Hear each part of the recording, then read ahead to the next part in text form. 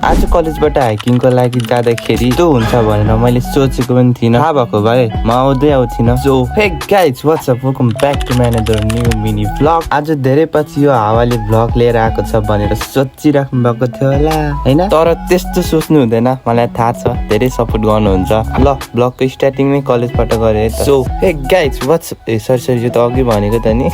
Depression हामी चाहिँ आज हाइकिङको लागि टप थुङ्की केराबारी जान आँटेको। अनि गोजीमा त सुक्को पनि थिएन, 0 मनी 0 रुपियाँ। त्यही भएर अध्यक्ष साथी र म सिधै एटिएम तिर लाग्यौं। बाटोमा जाँदा हाम्रो अध्यक्ष साथीले चाहिँ मलाई पैसा देखाउँदै थियो, फ्ल्याक्स गर्दै थियो। अनि मैले पनि भनिदिएँ पख न पख मेरो पनि आउँछ। त्यसपछि एटिएम बाट पैसा निकालेपछि त साथी नै सक भइदियो। अनि त्यसपछि हामी सिधै बसतिर पुग्यो र बसबाट आफ्नो गन्तव्यतिर लाग्यौं। अनि फाइनली हामी डेस्टिनेसनमा पुग्यो। तर क्याच के हो भने बस माथिसम्म जानु सक्दैन। सो हामी यहाँबाट वाक गर्दै जानु पर्ने हुन्छ। एन्ड गेस वाट, क्लास 9 मा पनि जुनियर भाइ बहिनीहरू पनि आएको रहेछ, जसमध्ये पर्सनल क्यामेराम्यान छ मेरो। अनि म चाहिँ सबैलाई ओभरटेक हानिदिन्छु भन्दै कुद्दै गएँ। लास्टमा गलेर फ्याक भए।